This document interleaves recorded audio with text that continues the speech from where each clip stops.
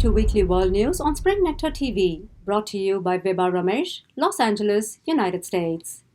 First, the top headlines.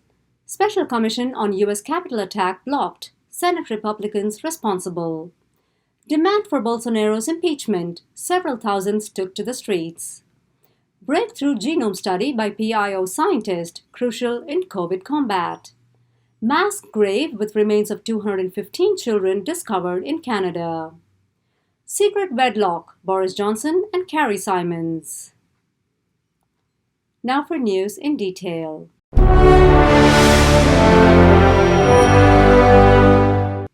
A bipartisan commission aimed at delving into the details of the deadly January 6 attack on the Capitol was thrashed by Senate Republicans. A procedural vote was held in the Senate on Friday to advance the special commission meant to investigate the attack on the Capitol by a pro-Trump mob, but fell short by 4 votes.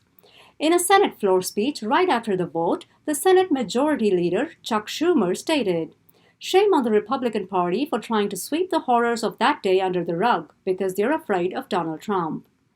Meanwhile, House Speaker Nancy Pelosi indicated that the Democrats will proceed to find the truth. More on the attack. 4 more members that were involved in the Capitol attack were indicted for conspiring to obstruct Congress's confirmation of the 2020 presidential election results. To this extent, the court revealed on Sunday the names of 3 of the members, however, kept the 4th one hidden. Meanwhile, a Texas state bill set to pass into law has been condemned by Joe Biden as wrong and un-American. Known as SB 7, the bill prevents critical measures like drive-through voting and voting on Sundays. Although Greg Abbott, the Republican governor of Texas, has confirmed that he will be signing the bill, Democrats plan to challenge it in court. And on Memorial Day, Biden coupled his speech honoring the fallen service members with a warning. During the speech, he was noted stating, "We owe the honored dead a debt we can never fully repay. We owe them our whole souls. We owe them our full best efforts to perfect the union for which they died." His speech also highlighted the importance of liberation and justice, which are the key elements of democracy. Moving on, meat production in North America and Australia has been pushed into confusion as a ransomware attack hit the world's largest meat packing company. According to the White House, the attack is suspected to have originated from Russia. The attack has moved Brazil's JBS to suspend its Australian operations on Monday, as well as in its plants across the United States. This is the second ransomware attack, the first being the Colonial Pipeline attack, which happened barely a month ago. With details provided by JBS, the U.S. contacted the Russian government, and the FBI are in the process of investigating the incident. Moving on, more than 200 large cities and towns in Brazil were thronged by demonstrators demanding the impeachment of autocratic leader and president Jair Bolsonaro. To this effect, several thousand people took to the streets shouting slogans in protest against Bolsonaro's handling of the pandemic. His complete mismanagement of the crisis had left nearly 500,000 lives at the mercy of the virus. Here are some of the candid statements made by the bereaved. "Today is a decisive milestone in the battle to defeat Bolsonaro's genocidal administration," said a civil rights activist. "We can't lose any more Brazilian lives. We need to hit the streets every single day until this government falls," said a hairdresser who lost his younger brother to COVID-19. Moving on to news from India, one of the 2 chemists known for their service to humanity during the pandemic had started developing the next-generation sequencing in 2006. NGS technology maps a large number of viruses and helps determine how it is mutating. One of the scientists, Sir Shankar Balasubramanian, is of Indian origin and also an awardee of the biannual Millennium Technology Prize, which he shared with his research partner Sir David Klennerman. The genome mapping technology was instrumental in the development of the COVID vaccine by Moderna. According to the duo, the technology is still in its nascent stages and that it's important for every country to keep pushing its vaccination program because it proves to be very effective. May was recorded as the worst hit month with over 900,000 new cases of COVID-19. That said, it's imperative to bring to light how India set an example by coming together and unconditionally helping one another during the second wave. Here's how housing societies in India came together in the fight against the virus. Many resident welfare associations and representatives of housing societies volunteered to source and distribute essential supplies to COVID-hit areas. To this end, they ensured the supply of oxygen concentrators and cylinders and meals for the quarantined residents.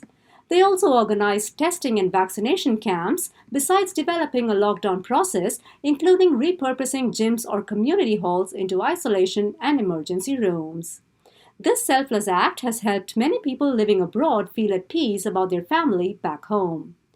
As one person commented, "For my sister and me, both living outside India, it was comforting when the committee monitored my father's health daily, called with regular updates, and assured us that they were equipped with oxygen concentrators for an emergency." On Wednesday, Bihar Chief Minister Nitish Kumar made a revolutionary decision which would change the way admissions in professional colleges took place until now. To this extent, the Chief Minister ordered officials of medical, engineering, and science colleges to take necessary steps to reserve 33.3% reservation for women. In his words, the reservation of minimum 33.3% seats for the fair sex will lead to further increase in the number of women in all technical institutions. It would be a unique thing. With this decision, women will be more motivated to pursue technical and higher education. Over to Canada. A shocking discovery of the remains of around 215 Aboriginal children were discovered at a former school in British Columbia. The announcement of the find came in after the site was examined by a team using ground-penetrating radar. A quick inquiry revealed that some of the remains belonged to children as young as 3 years old. That said, the cause and timing of the death are yet to be identified. Commenting on the ghastly discovery, the chief of the tribe said, "We had a knowing in our community that we were able to verify. To our knowledge, these missing children are undocumented deaths. At this time, we have more questions than answers," she said. Meanwhile, news has it that United Kingdom Prime Minister Boris Johnson and Carrie Simons exchanged marriage vows in a secret ceremony on May 29. The wedding was witnessed by a group of close relatives and friends at Westminster Cathedral. According to local journals like The Sun, the ceremony was planned for 6 months and was attended by 30 guests who were invited at the last minute. However, what came as a surprise for many was that the secret wedding took place just days after the couple had sent save-the-date cards to family and friends for an event on 30th July 2022. Now for a brief look at the Brexit scenario. British nationals are on a 30-day timer to apply for post-Brexit residence in 4 European Union member states. In other words, several thousand United Kingdom citizens residing in France, Malta, Luxembourg, and Latvia will have to apply by June 30th and the Netherlands by October 1st to secure their post-Brexit rights. The deadline comes in view of the terms of the withdrawal agreement, which stands to protect the basic rights of the citizen. In that, it states that UK citizens who were legal residents in one of the European Union's 27 member states are eligible for permanent residence at the end of the transition period on 31st December 2020. However, people are worried about missing the cutoff point. In the words of Michelle Benson, a professor of public sociology at Lancaster University, that's only a month to go before a hard deadline, after which a lot of people could lose their rights. Over to Sri Lanka, the country is facing one of the most dangerous environmental disasters. On May 20th, a cargo ship loaded with chemicals caught fire, leading to the spillage of microplastics.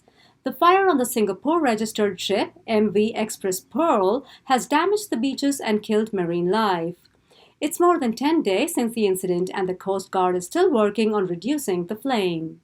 Dousing the blaze has been a challenge owing to the monsoon winds and the flammable chemicals in the ship. The upside is, the vessel remained structurally intact and all 25 crew members were promptly evacuated. The ship is currently anchored around 9.5 miles off the coast of Colombo. The blaze is under investigation by the Sri Lanka Police Service. Ending this week's bulletin with a brief look at the environment.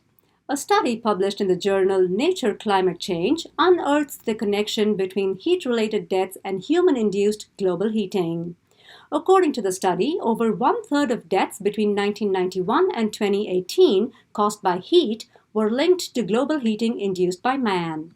Researchers further explain that the climate breakdown triggers a range of effects from wildfires to extremities in weather. And if you want to know which parts of the world are contributing more towards climate change, here it is. More than 50% came from Iran and Kuwait in the Middle East, Philippines and Thailand from Southeast Asia, and Central and South America. That brings us to the end of this week's news bulletin. I'll see you again next week with more world news on Spring Nectar TV. Thank you for watching.